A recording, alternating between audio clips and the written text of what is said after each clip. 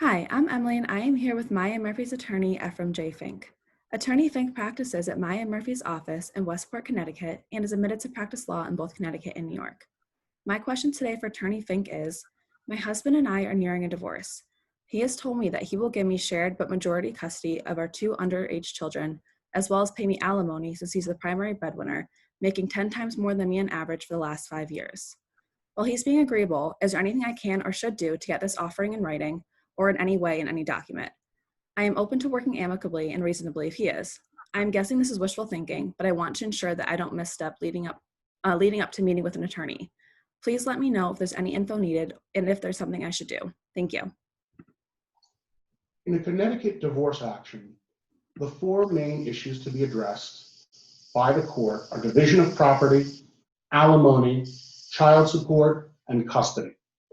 A couple cannot get divorced unless all the terms and conditions they are agreeing to are distilled down to a comprehensive writing called a separation agreement. That agreement, if accepted by the court, becomes the foundation for the divorce judgment. During the divorce, the parties may find themselves negotiating and already willing to compromise and agree on some terms. However, no arrangement has any meaning unless it is in writing, even if it is temporary. And that is sometimes called a pendente lite stipulation. That's while the divorce is pending. You should not sign any agreement of any kind until you have consulted, retained, and are represented by a family law attorney, even if you and your spouse are working towards amicable resolution and agreeable terms.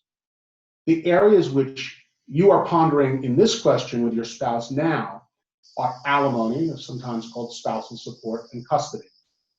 Alimony is determined by the court by looking at several factors as well as the party's current financial status. Moreover, while sometimes alimony is significant and sufficient enough to support a spouse and children, child support itself is determined separately by Connecticut child support guidelines. So that is a figure that should be known ahead of time before agreeing to any kind of support. You are also talking about custody, of course. There are two kinds of custody. Legal custody, which means decision-making for the child, such as healthcare, education, activities, religion, and general overall welfare matters. Physical custody means where the child is going to primarily reside.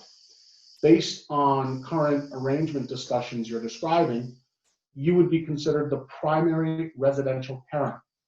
However, sharing custody would also mean that your spouse would have substantial access, visitation, and parenting time that would translate to almost equal time between both parents. Depending on the circumstances, including distance between the parties, that may or may not be a parenting plan that you will want to be saddled with.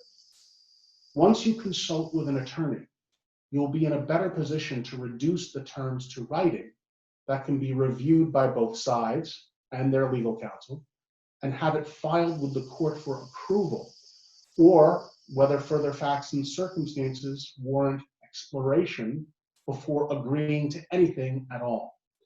If you are considering entering into or signing an alimony, child support, or custody agreement, and you're not sure how it should be drafted, please call me today before you sign anything at Maya Murphy PC at 203-221-3100. Attorney Fink is available 24/7 and can be reached by calling 203-221-3100. You can also email Attorney Fink at efink@mayalaw.com, and please visit mayalaw.com for more information.